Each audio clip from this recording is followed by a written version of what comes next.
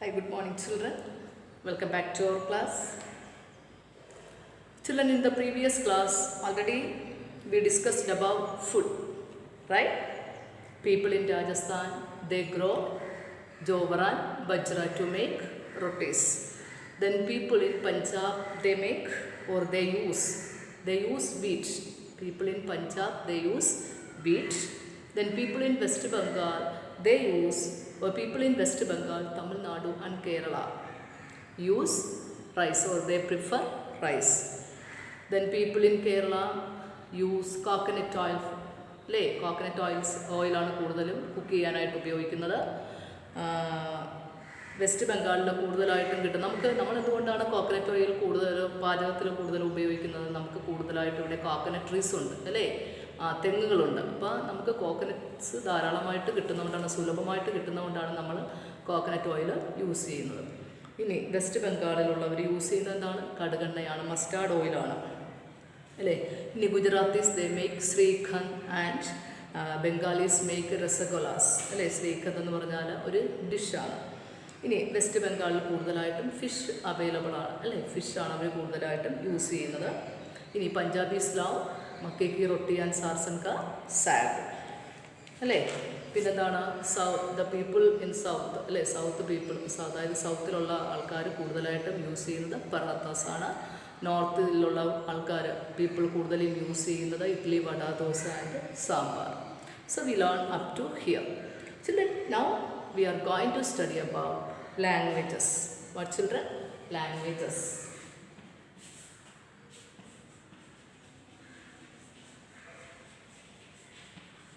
അല്ലേ? ഭാഷകൾ ആണ് നമ്മളിപ്പോൾ പഠിക്കാൻ പോകുന്നത്.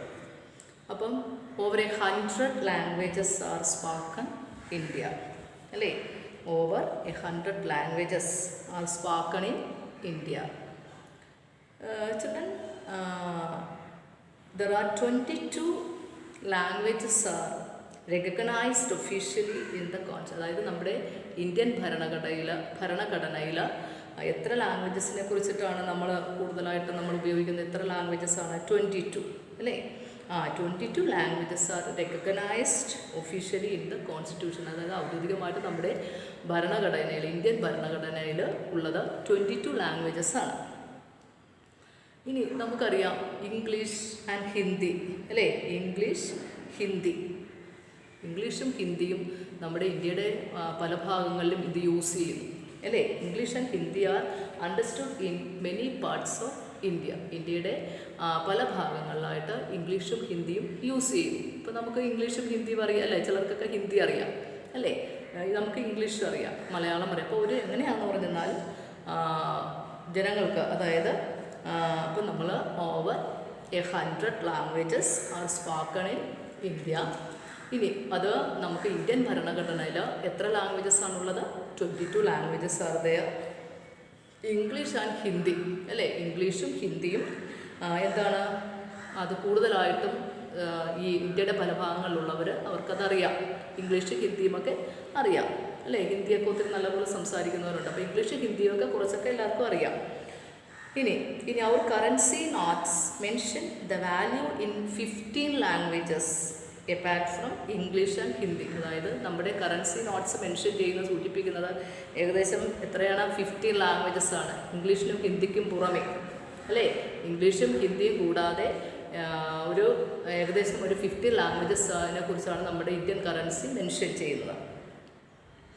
ഇനി സോ മെനി പീപ്പിൾ, അതായത് many of us are able to speak 2 or 3 languages, അല്ലേ? 2 or 3 languages and we make ourselves understand to others. അതായത് നമുക്ക് ഏകദേശം കുറച്ചൊക്കെ രണ്ടോ അല്ലെ ഇംഗ്ലീഷ് ഹിന്ദിയും അറിയാം, പിന്നെ 2-3 ലാംഗ്വേജസൊക്കെ ഏബിളാണ് നമ്മൾ സംസാരിക്കാൻ, അല്ലേ? ഇപ്പോൾ നമ്മൾ മലയാളം സംസാരിക്കുന്നുണ്ട്, ഇംഗ്ലീഷ് സംസാരിക്കുന്നുണ്ട്, ചിലർക്കൊക്കെ ഹിന്ദി അറിയാം, അല്ലേ? ഇപ്പോൾ എനിക്കാണെങ്കിൽ ഞാൻ വെളിയിൽ വർക്ക് ചെയ്തുകൊണ്ട് എനിക്ക് തെലുഗു അറിയാം. അതായത് ഞാൻ ഹൈദരാബാദിൽ വർക്ക് ചെയ്തുകൊണ്ട് ഹെൽമിസിന് തെലുഗു അറിയാം.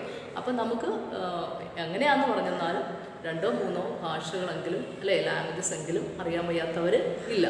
അപ്പോൾ നമ്മൾ കറക്റ്റായിട്ടും ഇംഗ്ലീഷും ഹിന്ദിയും നമ്മുടെ രാജ്യത്തിൻ്റെ പല ഭാഗങ്ങളിലായിട്ട് ആൾക്കാർക്ക് സംസാരിക്കാൻ കഴിയും, അല്ലേ? അതായത് ഏബിളാണ്.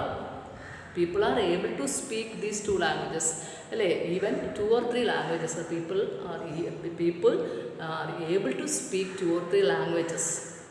ഓക്കെ, അപ്പം നമ്മൾ here over 100 languages are spoken in India. അതായത് ഇന്ത്യൻ ഭരണഘടനയിൽ എത്ര ലാംഗ്വേജസിനെ കുറിച്ചാണ് പറയുന്നത്?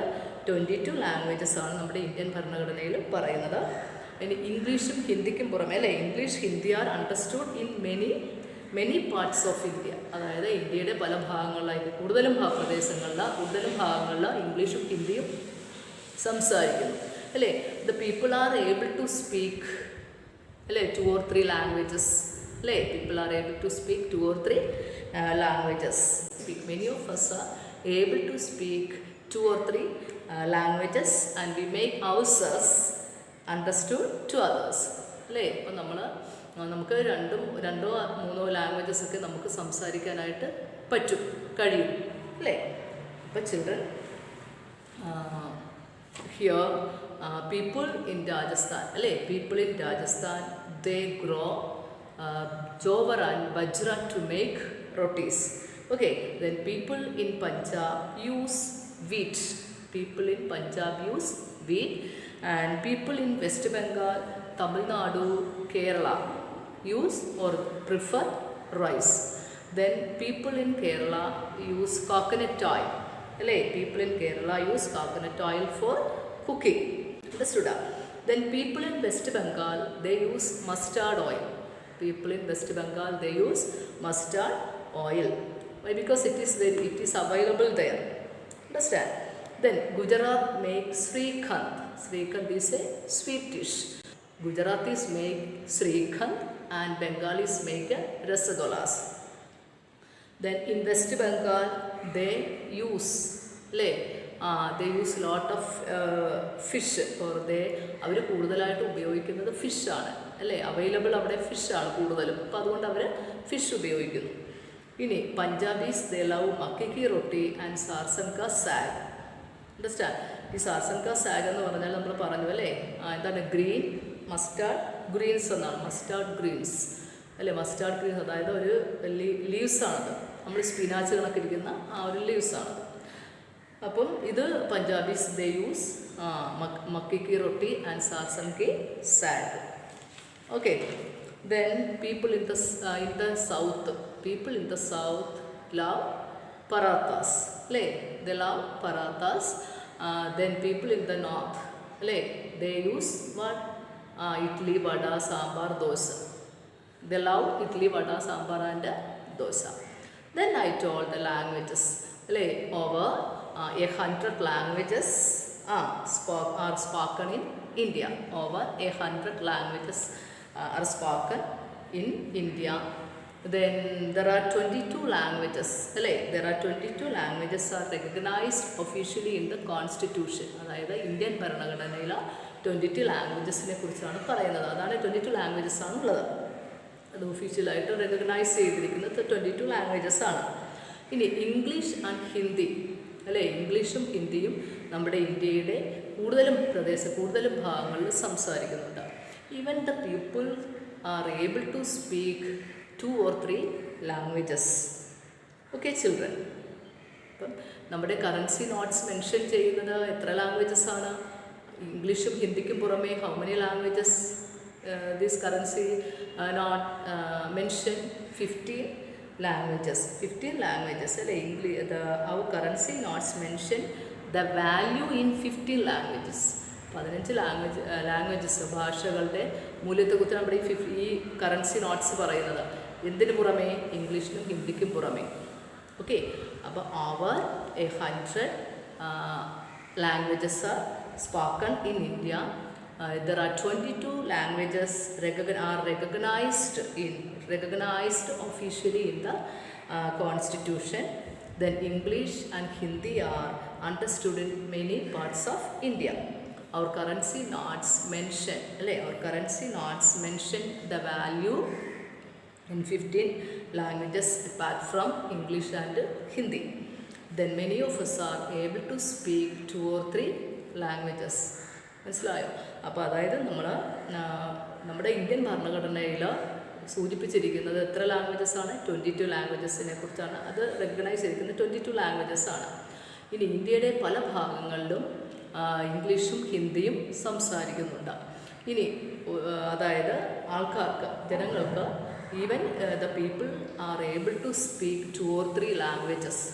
Over 100 languages are spoken in India.